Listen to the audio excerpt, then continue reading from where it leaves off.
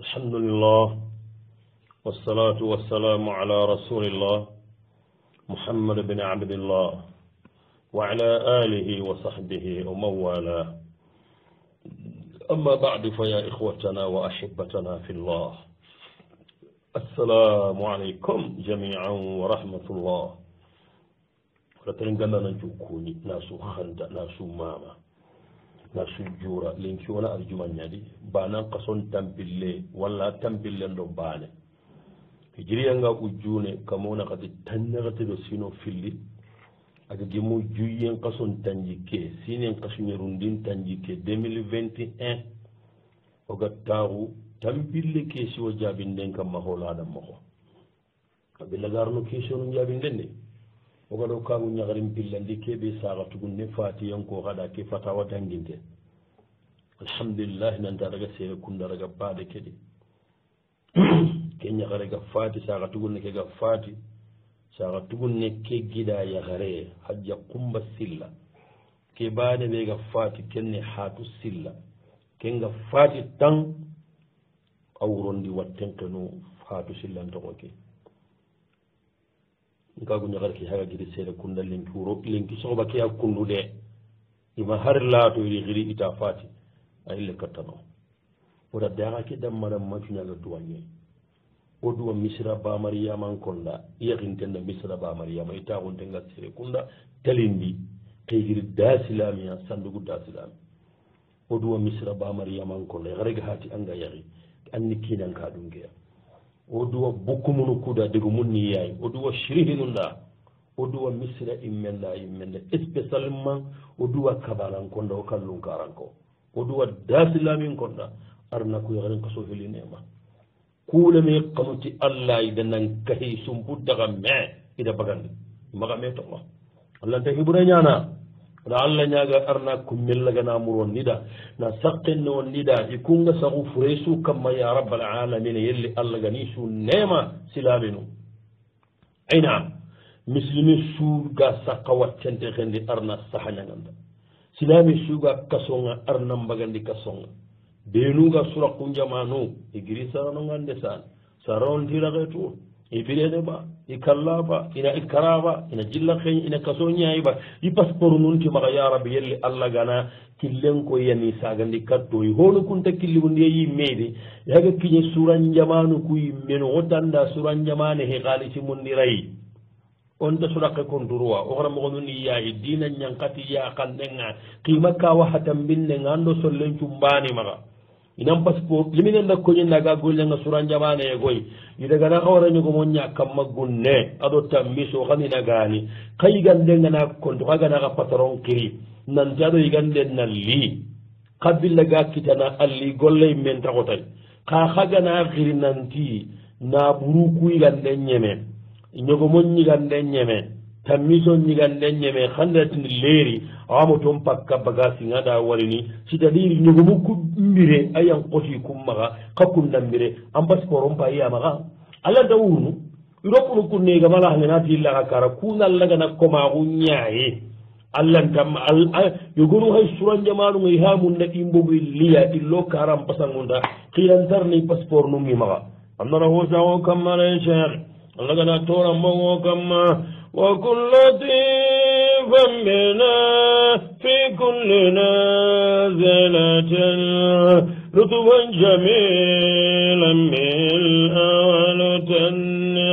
الله لنا مروكو هاي قل لي بيغا ساكو هذا منو مروكو على جيري كسورا نيامانو اكوندي مانغا تامبي يقول لي مبورو غني يتورا مبورو يعني انا غوليا ina barantu bana nambuguna lallandarni am passeport kenti baka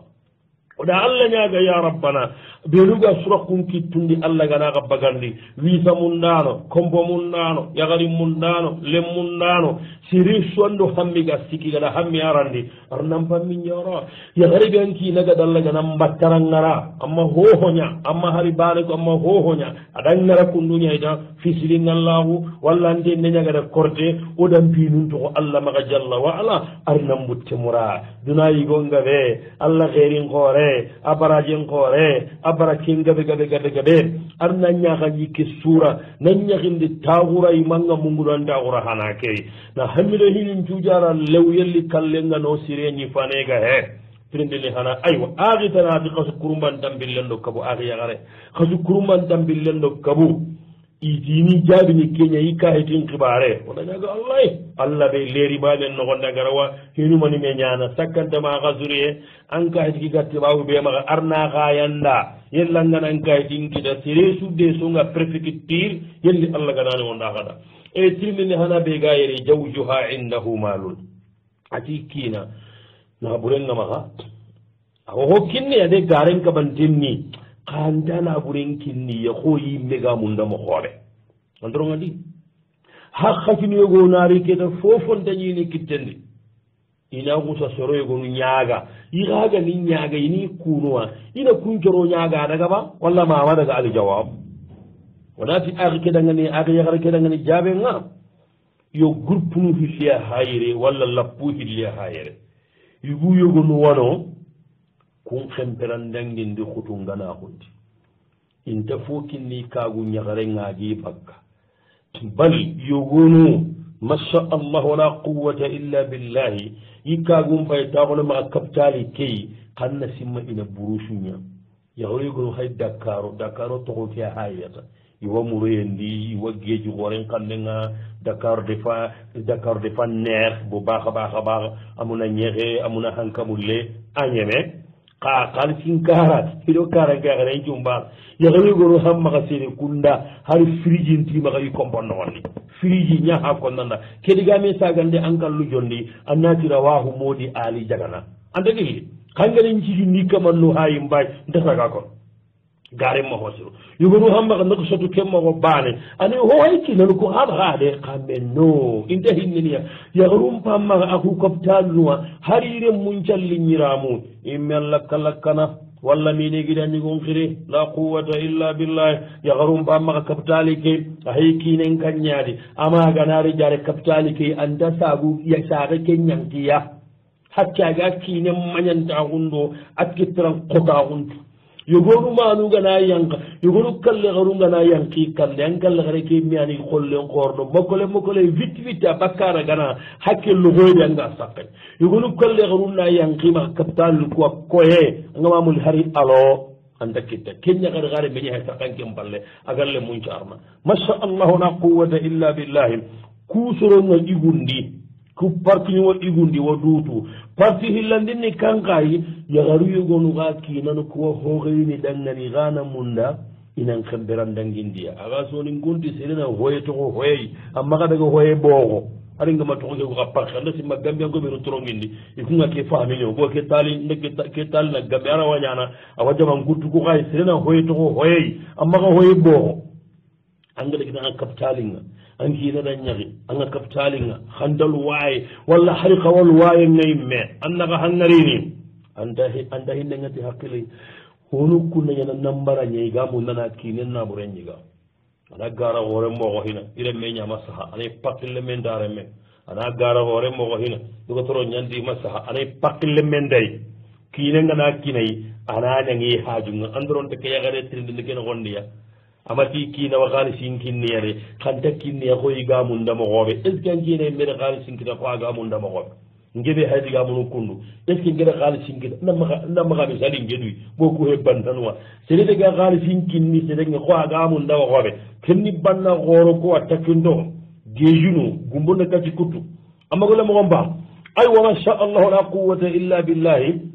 o ga kebe konnota sere sugadi drogo to fere katta nyakenga kebe gana hana anna hinnai agule nyangan kandi kasuntu gadon darangani hajulu ngaya garunga igabu gabu nyani angana bannan kembe na gake hakemba re pet ya garen dagi nyagadi indagi xewdi ko immanjiye danjan khibare nyani yan chakamo non koto kuwa yana metra nan koto ku yugu kaptu munu goni khalisin kay kattan ka nga nyagarenga ado gadi wanna fam nanti khalisin yogonu angi geli kattan ka gu nyagarenga angama molli hay kullono anya khibarundi kundu angana parnan dangardi sasa moko sironde de agada barni anya hi khalsinun kaynada kha hay mo gonchironde ni anya da kornan ko korna ke fahamu o ga hobe konno yagaru ku gada ngani na durogoto kapitali ndagano burushun tagano kada economy ndabay kada kinanun nema sakka beruga kapitalinga magamungude angiri burushu kiyali angiri bolonge kiyali tambibe gano golle be gano angatude annatuna dangama mulli fati ngananya sasa angenna tambi amma nuna tambi alhamdulillah nan to he kapitaliya andanki nana gallingen amma ganari jare ada yang karakita angira nyagare ganari jare andanki nana gallinge ada yang karakita konti manga tambi masha Allah kangama hinde net namara kebe gada tubo gada dalla mo ko maka tuwiya yagare shuga kenya namara nyai na kinen na buru ni gamma halle memma sa aga dalla mo go gana tunu aga gana tu anga da jamu su kita ngarna mem monangita na kiyatude wasaniya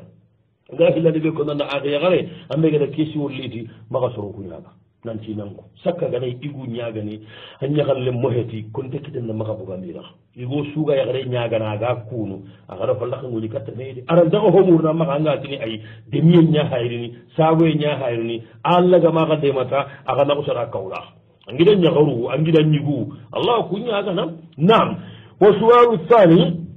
keso hillandi be gaire yo mumuro diga me gel kingo dangan kawana ko numéro no kubenu aga keso no khedi kattiya ado tirindindu ko kadi riitini ado be gananya munda illo groupe ndi kaga wala numéro no kubenuwa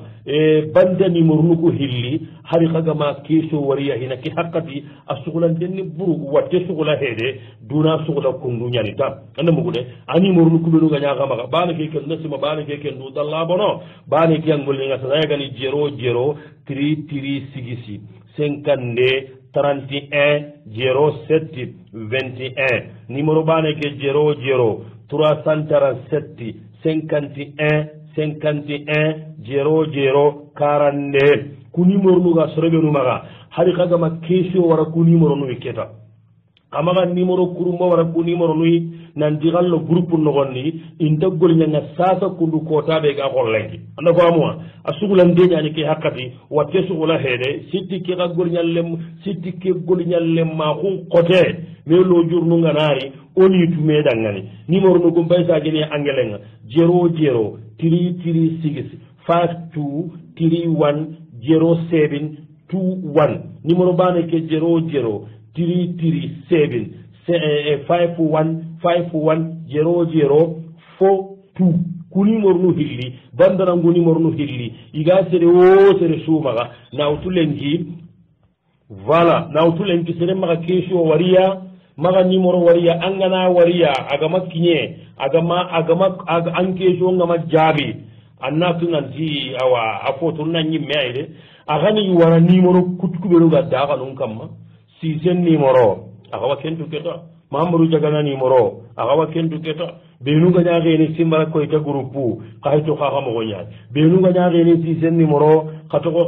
ga ne problème ndey Jabara Sumare numéro benu ga ne problème ndey Mamadou Jagana numéro benu ga ne problème ndey Modi Sago numéro ole nyaagare Jeneba Sumare numéro benu ga nyaage ne o gidan nyaagare bi le trawala numéro kesu tokki mo gonyari anda mo gude banda numéro nu ko hilli be ngadi ko naagada ku bane anita lengi halle sere maga keso khaykatiya sere maga numéro khaykatiya katta bi laga tumana asugulan de nyani ke hakkati ona me hakke daro ona me hakke tanga masha Allah la quwwata illa billah baji be jaga na numéro ke yo khamad dalla khagara kenyatu ke saha sum baka manga kenya konno agara walla si senno muhammadu kubenu ga yang groupe su anga groupe beedi numéro be ga daratu nyankande nay Allah wanki so kayni kattay aganda bandarangu numéro no hilibe kundum bagiri konno sere maga kesho wariya sere maga numéro ge kattay nan dana rondi groupe no gonde baji be numéro ke dogara ko akota ado si senun kalluku kadal la gara konkundu kada wara baji be numéro ke mbayle na ko nagada 00 33 ndaga ngilande hinaw 00337 64 77 5628 français 00 347 50 pardon 64 je répète 00 347 64 77 56 82 kenga ngani mo ngaje no kundu 77 annati mon gonda baki ngita aray kenda nyiga mahari giri matten no gonde agana wara kuni sakka baji der numéro ken parce que tanna ya magana ngoti suwa keji wonu ho gani keji won nyai numéro kurumba ma be gana pare na duwam bo waringa baji be yike numéro wana contacté walla numéro kutuku walla be gana la yibo numéro ngana kinanga privé nga numéro kutuku sakka baji be di xal parce que tanna ya maga sirnan qotiya ada ke hore me nyana gana tarade wala khirna mai jamuna wi ana kira dabbayna sunka wa su'alu thani keji wo hilandi be ga yere ati ati yare nyani simma mata ga jamane be ati ganin dar sunu kutterin kabirenu itinya gambin ke nyani ati wallahi kunati allay million dalasi ganni maga iwakin itinya million dalasi ganni maga iwakin modi ali jagane kamiskine nyani ya fonti maga kannatu hammi gore ani maga de nandu ida ncabunu kuda hona hada ma gunga serebe do toge nganari ngati ni toge gena moga nga sabunni ke ada hona hu hada ma gunga gelintu akuga dentu agunna lay igaru hammi gore agari nadu ida na sabunun ko igai mi gawo munguni toge ke honne ado diminne ke honne mani toge ndi kita mani dimin nandi kita serebe go wandi le nyagare munda ga bakka down town ka imaduye ida kini igida isaga yagaren lenni go nan dikenna yagi goronum nan kambe frein ho ma to yagaren nan lode iga gambane ke ma bosi atira men dagal le memurno parce que tike diga munya khara cenni diga mun to ndo nyane ama kalimo suki ta ga ko no aga ndake ya wanyala ya humbo ke down ke hagati hiri anda mugude ila ke naburin pigan ni rondi naburin pigan ni kemmani hirni kida nyado sumbunya do aga gundo bana gunga ila nyagare ke mumunde mumini Allah sene khalasinte golle baga nyakundo ke ya tojenda diminna hayidi ino nyaga duwa wa malla wide mana ine menna kine tanagita ibutenga mo adu katamu ngunu getore kam gali jawab wala tan ngani jabe nga adu yagare wala Allah ñaganna ngani nawayenga Allah maga yelli Allah gana kota be ga tagandal lemme arna boga ga kamma jawaye kitte kam arna lemme ngu tagura sire maga ga mungudo kebe gati al ire ire nyigon dagal len Allah ñagare mur Allah horman ko ra baraken gore wa faniya nga hillandi be konno million dara sikebe kundo anga da ko nanti million dara sigan namma anga kinninga anda kinninga anda kininga ndayiga luwanda innamal a'malu binniyat serella wa gollego barajen kitana to amma daban Allah wa gollego dabarni anna wasi barajen kita anduga dunga Allah ma harandan ku diga mu bane ko ci do ki ganu ye bane katoyi walhamdulillah wa zalidat ngayi sikandi be kon nan ngana hilin ko ko be gana ga nyakun way to munya na maka ke to hinten bo jamaye nyani sako be ga ko yahu nga dunga ni lemmen kinanga njanga ndan khanwa annan usari batti bana njamba kundu nimbatti bana molo kiyega kin cigan kulti ane cigan tendi hay illinde heti jikin koson qaniga ke to tendi khaganta saburu be rugande manam annan mungudo ke khibare hangama hari mungudai ana honne bo gamma sabu hana ndatu manga sakayde attu ke yagare amake gol da barangenga ada da bari yimme ke yagare de kundu agadi agadan jamma nan jira nyigo ken dagal le nyagare muttu ho kam mahedi ama da barangade ada da bari me man ya'mila salihan fal nafsihi wa man asaa fa alayha wa saniya sabu hilani be gam mungun ni ki xibare honne atwa wani ni khairin da ku kede wani ni khairin da ku kede ya ku kenan kusa bugu sasa kundu am basan mun da lemmun nan jare kebira ana bugu wallan pasangunta allo adan lemme mbogu yahanna gundi adi bagasinin cu naro kanelle bagasinin cu gorno komi kede gada Allah tabaraka qoto Allah kenti mo ko nasere kenne hinu ko da barnyita ana daga ka tubaru benu gano ay mewtu awani ni khairin te ko kedi khairi ganda dikeda ma Allah na here kidaga bo ni mo gobe wa salisa hi sikkani ɓe gam mungunini hibare ke honne anna tu hohoɗan ɓe ñaati allah rakkutoon allah kiiteñe gite allah dake golle seeɗa allah ɗugamene ke gaña waraɓiya hinaka tani ɓe gannimana mungunu ke hibare hon batu hibare ɓe ga allah ɓaga ke halle allah ɗo anni ɓe ga taxutannallen menga ke yahubono yen palle allahu akbaru allah anda taak onan daga to holleta wa khamisa sabu karagandi be gande mana mo ngulu ke xibare ndigam ba fe ken toujours wa ambasu watte ambasangu dalle nyagara hega daw no bure mutu wa sadisa sabu tumundi be gande mana mo ngulu ke xibare honne ndina ngen jammi jamba an jammi jamba de angala ko mo wodo yan nan jamba jamba e julubu be gay ila kitana an genda kitana jaraji be gadi barankama ke suronde amma ke suronde inde gango nangen naw ine gango nayala angana simme ke gay aw honde bakama torenga wasabiya sabu nyurdi be go bakama torenga jurumu nyamburu gene jurumu gabe buru gamma gayre sa gelli ke yawuna nyaga wanyana an junubu gabe gabe buru gay insha Allah arna nya kundunga wasamina sey segundi be gande mana mo ngunu ke xibare toro de sorongi ta kunna ko tangen nange angata ke ba kawati kundu ke haga dam mama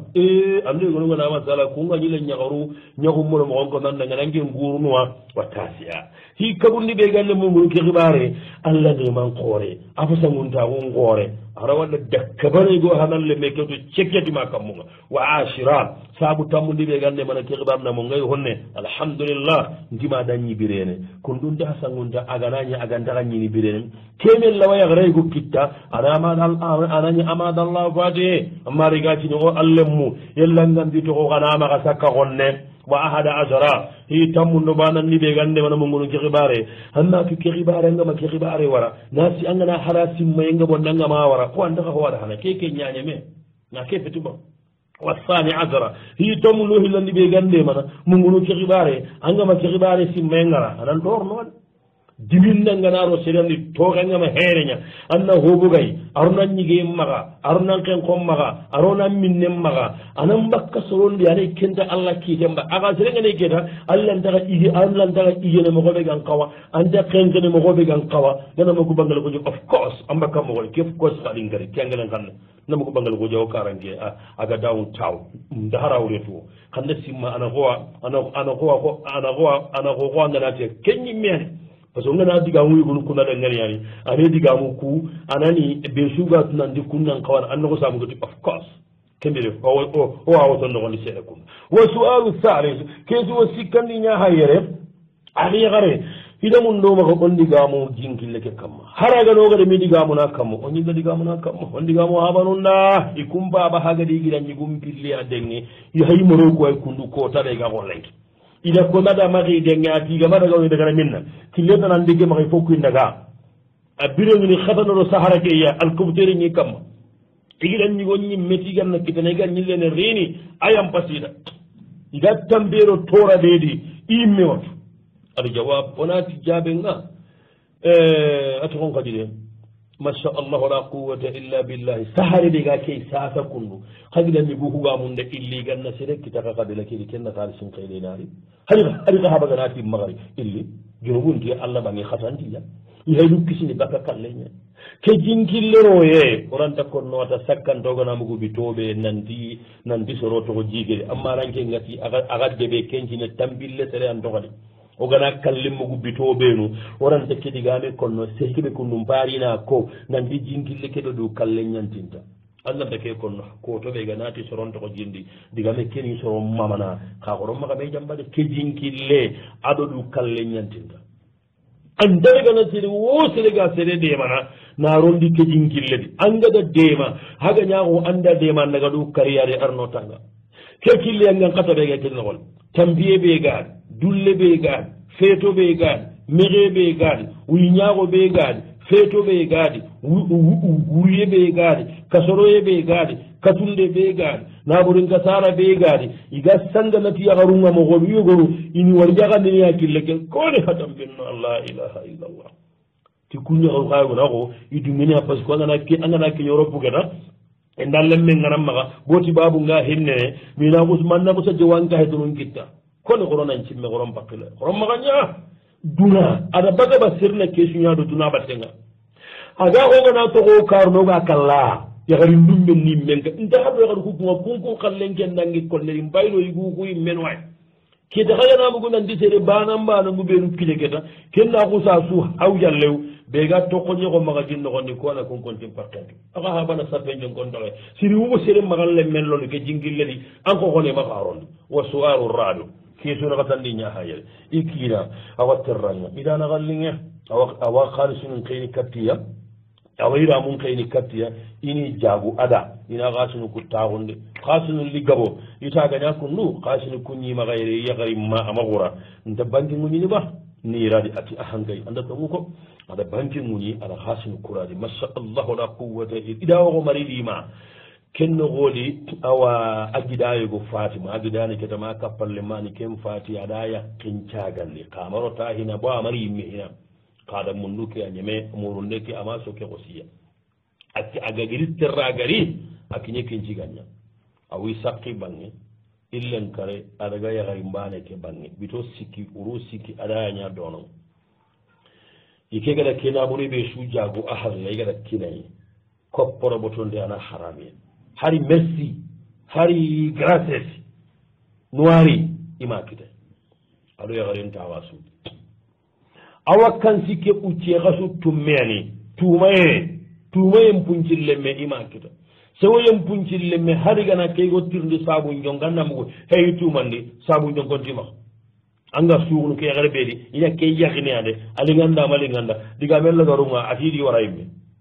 ima hohodan mbele ba diga mugo aga ñakundu ade ibogi compete idi baga sunu juraga frein adi baga sunu ka su wutimaxa hari bareɓe i megata korto kotuna adabari aɗa wutimaxa aɗa kini mañonga sagandi yaxara kin i kixa kotaɓe ga xolenki haɓan ko suuf fandi igira ñuguña hañino ida daxan damma damma ñaga o sondu wida ali jawab wona sandangani jaɓenga axi yaxare arna hinnan babanuwa ti allah hinne yirwante aɗa musilmi huɗen cuulew arna hamminno xammin mbogangana nja anan pammin nan xammin njar nangara jaxa igu sireɓe angambo goniro ke battenga billahi allah rawa hoɗa kenga he anda korni hooy arna ñaxa njige suura wa faniyan nga hillandi ɓe kon nanda kiɗa ñaxare walla le ñaxare angada hiɗum koñinnamoxoɓe kesuwo keno xagane kundu ñagani andanke ankina ke golle on datini keni golli torindey on datini keni torenga keedi osini keni karindeyña aɗan kariya ka rabbi karim kamane ke o su kamane asidanne ɓuro tuwana ñani hoga ñani ko su a waxala allah telengon denni kiitana ñani ama xen xe ɗevannalaw ay kende allah haqenga allah nelewuma ama xen xe anta xen xene anamugude masha allah awa hinum ka dagaran moxon tu andanke xibare ɓe kunduwa gaña a duxuli arawañini a ñimmen datu manda ke sabu xa allah watu gellaganay fisiri ngallaxu kundu ñagani bo aɗinge hawja kurindan bo xaye angama tigitan cimmen anga tini xori ho durol anañita xoranga jamma jamu namma anke yigo baba min nange nampara aɗa ke baga a gellaganañi ankinananke golle hisiri ngallaxu mbaneyagani walla golleyagano gaɗa xana xa ñaragana bonondi amo gontenta allah jalla wa ala ona hintoxamaxa wa halida ngayi sikkandi ɓe kon nan xana xibaru ɓenuga an xa demana ke toxe ɗo ke diminna ɗo ke mone na taxandi ɓa kam maxa xooxana a ngana hay misale kamma sasa ɓenda tanna howtu yelle allah nta keña ke toxenan kita an cuhunu kusuyi moxonde aɗo ke tooxe maxankita antan nan kuti mankita nan kuti angatu andungene ke tooxeay ke ñampasangunta an na ñatta ɗunge awa fa qul alhamdulillah wa salamu ala ibadihi alladina stafa kusalla tiga anna allah mam an cuhunungimoxo an paktilengimoxo ke tooxe ɓe kunɗo agaɗan kita ken pasangunta har nandi an noro men kuti wa faniya hillandi ɓe gande mana hoɓaka tooxenga keɓe hagaɗan kita kundu gitaña allah halleya allah waxala koy allah nuge keña allah ga magaɗogana harami kegaña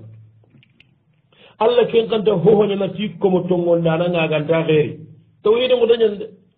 wa salisa saabu sikkandi ɓe gande mana mungunu ke xibari andatu xeeri ɓega allah halle allah maxa ke halle allah gara hoɓe taxanda andanke tooxe halle on datu o axa hohondanaganta xeeri in sabarna ogana mum waraɓi an saabu naxa tandi an gana golli side keɓe ñakundu sasa an kinala yaxorogonoganayi ke itaxu kinan naɓuran anna ke naɓure su tanga man naray sire ngara wure an nandagaro contunga banque kuno naɓure ke maxa sango golli sire xempa xaay noxoɗum xullaxu xempa xaay lamanaxu xempa xaay o kuwana me golli sirum morondini allah nta sere golli sire bonondini maka simman perde de amma perde wa khamisa sabu kargandi de gande mana mo ci xibare andanke golle kun ketto ga daga mpaju anda du men ke haga dangi du wawo wa sadisa hi tumunde be gande mana ke xibare hode ya garungita aga ko sandanki wa sabiya hi nyarundi an khibaru kun dangi na maga o su khibaruna allah maga jalla wa ala wa samina hi segundi be gande mana akhiya gare na ke toge bo ganga kenya nan allah nyaga wala allah nyaga nda jalla wa ala mato ndandule mbada manga arwanya nan qabada min ngari an may tigayita an kullani an binnen nin dato khosu kawanen allah jalla wa ala allah ganan nyaga nyin jora allah gana dimin nan mugan condo men no wolle allah dandam binni laho arna ngar jaga kina sirey manga mungudo ke azra kenda jalla wa ala wa kullati fammiha fi kulli nazilatin lutfan jamilan min alatin yadhira waliham an kulli ma abghihi ashghalani وقد أتى خادعا ولقلب منكسر الله سيدنا جل وعلا أوا هي كمن بيغاندي من مغنو جخباري درسل كترينغاندي فتاو كترينغاندي أن نقصهم وانغا مغنان خلنغا وسؤال الخامس كيسو كالغدي بيغاي رنغونن إذا نغرن ينفاتي أما غال في سوتو كاغو مغاشن ترى كنيا توغوتا يخالي مغاشن خوا بولي نواسور بولي نورا كنيا توغو أدو لن يغرو هلي أدي ما أدي كينا ado gidan nyugube adi ga saare habe ado gidan nyagru be adi ga saare habe kesio be gi maga kine ke warno ga andi ba al jawab wala ti jabe nga arna hinne hangira nyagare nga ti allah hinne yurwande ado muslimi suga gi nyangure wafaniya nga hillande be kono ahande kine lono mangen no waga nya boli manu nga aga manya yoki kesendey har kenya innaha tarika mahama qallat yo hurenga do ho hotto agabo arogo ba xeñane akitene hari yamuku asuge harate hunu akitene aketanda egonati aha ike yamba kundi igo kenati wacha aha agana kundi keke yamba bolu kundi aganati mayamba agada gana bolu kusu gaga kani takandi mena ka kani jongo ke takandi ni takanda gana lan ta takandi basuka khalis ki hakke matui khagire nyigo hakke matui gira nyagarum pakke matui wa su'alu salisu keso to mundi nya hayere ida sallen ji niga sallen no gonya ni iga simme nan diga salli jirage jaage imi ketti bane nyanki am ba salle jaraga na anna kudu anna daga sagan salli jinga anna salle mutu hakuru mai wa su'alu salisu kiyani keso ni rundinga ikina ma koy kalle gare kenyandi toro nan jageni toro nan tagi anan jageni toro suugi de yade andemu ndey ki daga hoho nyami de ga maboga agala hari inde daga na turi aga makori indaga imboga sera kenga yagal ke europe wan kamba daga jamani so adiga mo gonda a hay europe way ale nyagari go wano kendal lembure en cara kempa yimaga kaakedi ala ken kisimare ga jambiya koy ga tora be de randa ko ni ali jawab akhi yagal o du walla arnana waynya amma tan genno europe wa xabu gibaren ne nyani europe nga yagal kara nyagaru ko wani kunyara to baki mendi ma allah megani ga europe nga nyagare hari kakunga na andangi na gana hele karabane kagana dingira kita aga sure bakiya hare kara imati punye me aga ndaga me kammo angal garna ngora mbambe na ke golle be ga maga hina le nyagare baga sare hina berandi ha fa ben day ke mangem ba menga hinna baka wandi le nyagare kuro maga me toro kuro maga me fiti ay wa zuwaru thaminu kiyani ke so segundi nga ati hedi ga mun kattinga iya gandu mun tanyani de hammi khote hayidi kengani hobe soro hilliya ngaja dinke batte ngange ali jagana oku ali jagana batte soro hilliya ngaja diya ku soro hilli sunin khandano nya ka setane kengari ariyata kadigar kun chabu idebe amade dege ton ida association yo wa tahundi ida kaho yo wa tahundi kaho ke tahunde chabu mina finu filliya gaja le munu be no ga trenedo jinkille kay igata gana jinkille kedi na kun gaja kennan bugi kunde ben haru ya haru be no kinanu nga terra iga tambiyen no na kenka gaja ya kare su anki na foga maha anna anki na nan de manna so ga kiro tambiyen ngara anna famo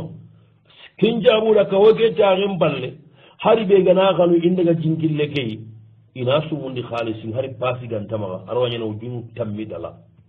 tawn ke wakonno hay yoganni go Allah wakonno siri wallahi gana hinum balle gana kedi ganne ke taqi gana ke da down ke ko mo ndambe de ado agati $10,000 keda ngira kanne ke lippa non ko so kuuke batti banan kuuke nan kata ngira kanne kedi o hayi ko de nya kamare kanti Allahu akbar adoro keda masha Allah la quwwata li sirata ga nadi jingil leke inati li hare pasigal dam wonan cumunde haragane ujunu tammi eroy walla ujunu tammi dala anga na daga anga na go nyanna sago kesu ga jingil leke kontrol aw ikahoke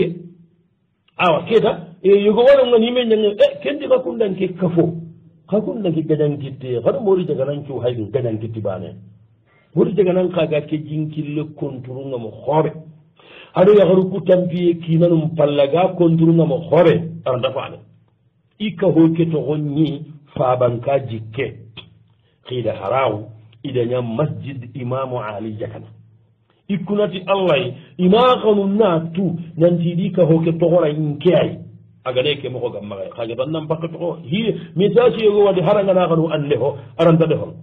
ida ka hoke taxundi keta massa lemine degay kamo hiji lemine ambunay asu fonnankay ba taxudi fonnankay quoi kamo hilli sere ambunay adi sunka songa kontoti koye fonnankay welliga taxuniga masalaniga attay warendini banen kusadu toxo modi jagana a wañangana digame go konno agana fotano ku jaabini aganna kendigame toxono de asine ñan kenti kenni kandiga banenti kenni kandigame limunu hilliyani banenga tampiliro sino sikki banenga tampiliro sino nakati ho tugunne keɓe ga tampiliro sino sikki keñanti mori jagananga ñangana digamu yego konno aganna ken konnen toxono ayam parambar e banenti kenni kandiga ti yagana xoaga tini yagareɓe kinengana waratanu sikki kine kerantaxa a yaxini ma igo tanana mundu allo tayi a njofay kat ta ñixen benete a njofay kanandi a njofay kat ike maxano ngariñango xanne banadi non ke ma ngariñango terin gandana ñaga benni angenga xo famunu moxo yego alanta famunu kundunga setane gare ariyata kete xusatoxo kundigamo a jaabi me i temperature nun cege i tension nun cege ma banenga labo ŋutunaro banenga a allah allah amaxa araɗangan yonkin kille a daro attaqueya letalli autorité corolli letalli gambigolade manca kunda ida ɗamine kiraga keɓega jogindi ida daga kaso keta i kunda ko kiri sunna ko kirisu kundigamu lemine ke ina wara kirisu lemine ke ina warano honne lenkiɗemi marambala kuñade agana bo keda kendaxala bo wuttu iyo keta masha allah aga iga maddigamu suwara wa sino sikkiñana walla naxato keta i keɓe hay min sasi keritini kundu keso keritini kaho christian ni yaay kaho keɗi keɓiyen kutuni girdi france iɗi ke banaya xanne maxa tana fam awa kembire keta masha allah la quwata ida kasowaña kara igaɗo hike battenga iɗo police nandigamu finalima miga avocat ñawutu kesulemine ngabiten avocat ti iran dalemine ke kisini kasolloyenga ina hollenkoranda igana kelide allah gana dunge igana sinan pakke ɓe kutunante ana ke a ñana ira wakadde mana sinan pakke kena hoɓogay anta ken cuñana aganayi kagaɗo ho lemine ke anan kisi kasolloyenga kenga ho deppenda ho jeey allah bara ken kamma agara keɓe joogi keñimmen daga anti hakke ñani iyam pamakay maharaga ina wara bo letaki gati kunni leta ñaay ikkanna a debi banen coro ñaay kegana bogu sasa so handana ke makatini tambontuga agani tambontuga a gampina minna ke a kanneni xaay a fo kanti magan daga nanti i ñampimaxa yo igo keti keta idi ñaganna kalima ko daxa ke kamma lemini suwinterin kana peut être ngana digamo allah sagin xanuye ɓega lemine ke sondo men ni igana keɓe joogi ma wa yampana ana daga police nanti yampa ina axi ke wara igan kawana kiit ɓoyma kiiti hina in kawana kiiti banan jalle ke hakkatiñe kendo xa xollomeɗi ida kiite keregeda porlonge ima dettin ko hine igan kawana kiiti hakkati ɓe min lawa kalima kitta ken noxonde aljawab ona tanangani jaɓeng allahu akbar hada min amali cheytani innahu aduwum mudillin mubin seytane golle hayke cheikhana seytane golle hayke kunɗu honne ñana honna xumbangande a honna xumbangande amoxunde ke nganaga he seytane golle gam maxa he kule munu hilli su debi bahal kule munu hilli su hay association ba groupe bane kule munu hilli su hayo munda kun kulle munu hilli su ha wotterin kana kulle munu hilli su kunnu bane suma digamburo temene bane suma digambure ko hattendi kebe gati ngatini a jopay katti ama digambure ko a kembagani fahamiyen ñako an kaɓe gati fonta ke gandam fahamiyen ñako aɗo haraganagata digambure ñako hattendi oɗa ko nanti seri sugata hokonoɗa o yam pamaga jelli ene malagala kota ka setane ke ngari ariyata wa thaniyan nga hillandi ɓe ko nanda ake aka ka hoke ndaga mama ndaga tiga ndaga nuwari kagata togoroyu on dahara seeɗa nduwaga ka honda ti daga kane aɗo ka lasiye aɗo semmeɗo wase aga takuti hinu ɓenuwa arnaga dema kana kumpinu dabari ma kana ho dabari kan koto kumpinu yimmenuwa wa thalitha nga sikkandi ɓe ko nanda ari wallahi kako ngana ñaga magadi kakon deren ɗon kote aɗo kadi ndakade ɓeke to makade ɓeke ko akadi ɓe higanagan daga laatu kako gam magari anda simma kewi mbakkanan dinnandigawa kamma ay nin tam pakka fanko ay nanagal mine ke sahi ñaakende wona ko sahi kedigamo wona ñama kake to ɗuwa aaki keɗangani joguindanaki arna sahañagaɗana sagiɗumaxa keɓe ga ka songa nasire ɓagandi igara keɓe jogi oɗa ñagati allah ɓe xibaru cuuɓa kittendi oɗa ñagati allah ɓe gone xonu yella giji menni andaga andi yamba aaki ke maxa ana ñaati allah subhanahu wa taala kente jiɗini hoho yaganta wurugiye sabunu ɓenu ngara wadde mana ankatu yambana keedi ana tunanti keni howayi allah gada sahanara kotu kemire dunama taku hohora wañi ke ɓayini de wa faniyan hillandi ɓe gara wadde mana ana tunanti alhamdulillah aga hempaɗa ke kerañi worono ke joguinde kundu ara añi worono sirin kamen alhamdulillah ida go suha ida digama halleya i ha digamuno anken jonde wa falitan hi sikkandi ɓe gade mana muguno hibare keyi ana tunanti setani a golleni ke ara wañanaɗo aaki keɓe gara suha kundu aaki keni munna ko akagi mundamokoɓe waraɓeyan sabunaka tandi ɓe gara walde mana mugu hibare keyi ana tunanti allah ni yampana ñawa yambaye munda wa hamisan saabu karagandi machallah so hande keɓe gada kete kundu la wattini aɗa kitaɗo kuway mo wa kemmaka bane keɗa digambure ñakonoɗa akama digambure kon oɗa ñagan ñam pomaka kogato yam pasoro maka mogoɓe ngadi galla gaɗa ɓe kon nandanɓe gada question keriti malla winde mana aaki ke numéro ngade joguindane ke numéro annindema inchallah allah wakeni katta ba juɓeeri mbagiri keɓe numéro kuta hana ɓe kundu angana wara kattayta ara walla kattini wo suwalu taso question o kaɓundi ɓe hayran kunne atina espagne catalonia iɗo misidi hoɓe ñahayme ketay bakka nandaga yaroɗo sahanu quoi ati mourtani e ñagaɓen nano gambie maga bo siri wa sénégal e maga bo siri mourtani go quoi fankanga ɓenni espagne ni idagana keta keɗo sahanu quoi deɓendi ga kittara koye nantiro misidi golle ñahaymen i warni manga sano yogono ani pakistani e ñahayɗi walla arabe iga jagundini kanna doloñini maga bitigino kuno gondiya a waɗagana ina kunka ñagaba aljawab wona ati jaɓe nga yelli allah gana kami siiden komo ndenne wonɗa kada aɗa tagande nga hillandi ɓe kon nanda madama ikkaman nuni misilumo ñaay in dadolo keɓane gollini ma basu warde anna agani ñaga kaganaga takkeri maga allah ganaga takkeri maga ina kinaxe wo soalul ashiru kesuwo tammude ñahay